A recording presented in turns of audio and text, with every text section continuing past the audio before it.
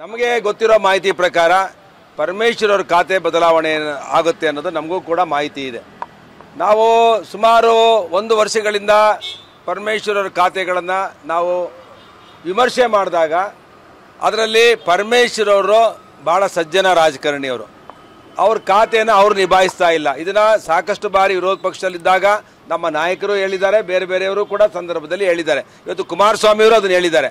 ಅಂದರೆ ಪರಮೇಶ್ ಖಾತೆಯನ್ನು ಬೇರೆಯವರು ಹಸ್ತಕ್ಷೇಪ ಮಾಡ್ತಾ ಇದ್ದಾರೆ. ಇವತ್ತು ಮೈಸೂರಿನ ಗಲಭೆ ಇರ್ಬೋದು, ಮಂಗಳೂರಲ್ಲಿ SP ಅವ್ರ ಬದಲಾವಣೆ ಇರ್ಬೋದು, ನಿನ್ನೆ ಕಮಿಷನರ್ಗಳನ್ನ ಸಸ್ಪೆಂಡ್ ಮಾಡಿರುವಂಥದ್ದು 5 ಜನ ಅಧಿಕಾರಿಗಳನ್ನ. ಇದರ ಹಿಂದೆ ಪರಮೇಶ್ವರ್ ಅವರ ಖಾತೆಯನ್ನು ಹಿಂದೆ ಸೀಟಿಂದ ಕೂತ್ಕೊಂಡಿರೋರು ನಿಭಾಯಿಸ್ತಾ ಇದ್ದಾರೆ ಅನ್ನೋದು ಆರೋಪ ಇದೆ. ಅದರಿಂದ ಇವತ್ತು ಪರಮೇಶ್ವರ್ ಅವರಿಗೆ ಇಂಡಿಪೆಂಡೆಂಟ್ ಕೆಲಸ ಮಾಡೋಕ್ಕೆ ಬಿಟ್ಟಿದ್ರೆ ಈ ಇಲಾಖೆ ಇಷ್ಟೊಂದು ಕೆಡ್ತಾ ಇರಲಿಲ್ಲ. ಅವ್ರು ಒಳ್ಳೆತನನ ಇಲ್ಲಿರೋಂಥ ಯಾರು ನಿಭಾಯಿಸ್ತಾ ಇದ್ದಾರೆ ಅದನ್ನು ಮುಖ್ಯಮಂತ್ರಿ ಉಪಮುಖ್ಯಮಂತ್ರಿಗಳು ನಮಗೆ ಗೊತ್ತಿಲ್ಲ. ಯಾರು ನಿಭಾಯಿಸ್ತಾ ಇದ್ದಾರೋ ಅವರು ಇವತ್ತು ಅವ್ರನ್ನ ಖಳನಾಯಕನಾಗಿ ಮಾಡಿದ್ದಾರೆ ಕರ್ನಾಟಕದಲ್ಲಿ. ಅದರಿಂದ ಈ RCBದು ಹೇಳಿದ್ದಾರೆ ಅವರು, ನನಗೇನೂ ಗೊತ್ತಿಲ್ಲ ಅಂತೇಳಿ. ಅವರು ಕಮಿಷನರು ಒಬ್ಬ ಪ್ರಾಮಾಣಿಕ ಕಮಿಷನರನ್ನು ಸಸ್ಪೆಂಡ್ ಮಾಡಿರೋಂಥ ಕೊರಗು ಪರಮೇಶ್ವರ್ ಅವರಿಗೆ ಇವತ್ತು ಕೂತ್ಕೊಂಡಿದೆ. ಪರಮೇಶ್ವರ್ ಅವ್ರ ಮೇಲೆ ದ್ವೇಷದಿಂದನೇ 5 ಜನ ಅಧಿಕಾರಿಗಳನ್ನು ಇವತ್ತು ಸಸ್ಪೆಂಡ್ ಮಾಡಿರೋದು ಅನ್ನೋದು ನಮಗೆ ಗೊತ್ತಿದೆ. ಅದರಿಂದ ನಾನು ಹೇಳೋದು, ಪರಮೇಶ್ವರ್ ಅವರು ಖಾತೆ ಬದಲಾವಣೆ ಮಾಡೋದು ಸರ್ಕಾರಕ್ಕೆ ಬಿಟ್ಟಂಥ ವಿಷಯ.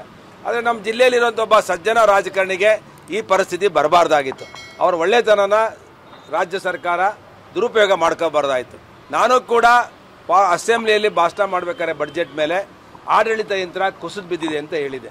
ಅಂದರೆ ಆಬ್ಸಲ್ಯೂಟ್ ಮೆಜಾರಿಟಿ ಬಂದಂಥ ಸಂದರ್ಭದಲ್ಲಿ ಸರ್ಕಾರದಲ್ಲಿ ಆಡಳಿತ ನಡೆಸುವಂಥ ಯಜಮಾನ ಅವನು ಬಿಗಿ ಇಲ್ಲ ಅಂತ ಹೇಳಿದ್ರೆ ಈ ವ್ಯವಸ್ಥೆಗಳು ಆಗ್ತದೆ. ಸಿದ್ದರಾಮಯ್ಯನವರು ವೀಕ್ ಇರೋದ್ರಿಂದ ಬೇರೆ ಬೇರೆಯವರು ಅಲ್ಲಿ ಆಡಳಿತವನ್ನು ನಡೆಸ್ತಾ ಇದ್ದಾರೆ. ಅದರಿಂದ ಆಡಳಿತ ಯಂತ್ರ ಕುಸಿದಿದೆ. ಇವತ್ತು RCB ಗಲಾಟೆ ಆಗಿರೋದು, RCBದು ಗೊಂದಲ ಆಗಿರೋದು ಇದೇ ಕಾರಣಕ್ಕಾಗಿ.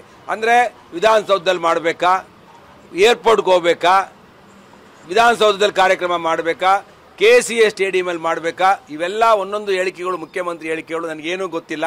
ನಾನು ವಿಧಾನಸೌಧದಲ್ಲಿ ಚೀಫ್ ಸೆಕ್ರೆಟರಿ ಹೇಳಿದ್ರು ನಾನು ಬಂದೆ, KCA ನನ್ನ ಆಗೋದು ಕಾರ್ಯಕ್ರಮ ಗೊತ್ತೇ ಇಲ್ಲ. ಇವೆಲ್ಲ ಗೊತ್ತಾಗುತ್ತೆ ಆಡಳಿತದ ವೈಫಲ್ಯ.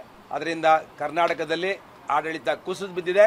ಈ ಸರ್ಕಾರವನ್ನು ಡಿಸಾಲ್ವ್ ಮಾಡಬೇಕು, ಡಿಸ್ಮಿಸ್ ಮಾಡಬೇಕು, ಮತ್ತು ರಾಷ್ಟ್ರಪತಿ ಆಡಳಿತವನ್ನು ಏರಬೇಕು ಅನ್ನೋದು BJP ಆಗ್ರಹ ಮಾಡ್ತಾ ಇದೆ. ಸರ್ಕಾರದಲ್ಲಿ ಆಡಳಿತ ನಡೆಸುವಂಥ ಯಜಮಾನ ಅವನು ಬಿಗಿ ಇಲ್ಲ ಅಂತ ಹೇಳಿದ್ರೆ ಈ ವ್ಯವಸ್ಥೆಗಳು ಆಗ್ತದೆ. ಸಿದ್ದರಾಮಯ್ಯನವರು ವೀಕ್ ಇರೋದ್ರಿಂದ ಬೇರೆ ಬೇರೆಯವರು ಅಲ್ಲಿ ಆಡಳಿತವನ್ನು ನಡೆಸ್ತಾ ಇದ್ದಾರೆ. ಅದರಿಂದ ಆಡಳಿತ ಯಂತ್ರ ಕುಸಿದಿದೆ. ಇವತ್ತು RCB ಗಲಾಟೆ ಆಗಿರೋದು, RCBದು ಗೊಂದಲ ಆಗಿರೋದು ಇದೇ ಕಾರಣಕ್ಕಾಗಿ. ಅಂದರೆ ವಿಧಾನಸೌಧದಲ್ಲಿ ಮಾಡಬೇಕಾ, ಏರ್ಪೋರ್ಟ್ಗೆ ಹೋಗ್ಬೇಕಾ, ವಿಧಾನಸೌಧದಲ್ಲಿ ಕಾರ್ಯಕ್ರಮ ಮಾಡಬೇಕಾ, KCA ಸ್ಟೇಡಿಯಮಲ್ಲಿ ಮಾಡಬೇಕಾ, ಇವೆಲ್ಲ ಒಂದೊಂದು ಹೇಳಿಕೆಗಳು, ಮುಖ್ಯಮಂತ್ರಿ ಹೇಳಿಕೆಗಳು ನನಗೇನೂ ಗೊತ್ತಿಲ್ಲ. ನಾನು ವಿಧಾನಸೌಧದಲ್ಲಿ ಚೀಫ್ ಸೆಕ್ರೆಟರಿ ಹೇಳಿದ್ರು ನಾನು ಬಂದೆ, KCA ನನ್ನ ಆಗೋದು ಕಾರ್ಯಕ್ರಮ ಗೊತ್ತೇ ಇಲ್ಲ. ಇವೆಲ್ಲ ಗೊತ್ತಾಗುತ್ತೆ ಆಡಳಿತದ ವೈಫಲ್ಯ. ಅದರಿಂದ ಕರ್ನಾಟಕದಲ್ಲಿ ಆಡಳಿತ ಕುಸಿದು ಬಿದ್ದಿದೆ. ಈ ಸರ್ಕಾರವನ್ನು ಡಿಸಾಲ್ವ್ ಮಾಡಬೇಕು, ಡಿಸ್ಮಿಸ್ ಮಾಡಬೇಕು, ಮತ್ತು ರಾಷ್ಟ್ರಪತಿ ಆಡಳಿತವನ್ನು ಏರಬೇಕು ಅನ್ನೋದು BJP ಆಗ್ರಹ ಮಾಡ್ತಾ ಇದೆ.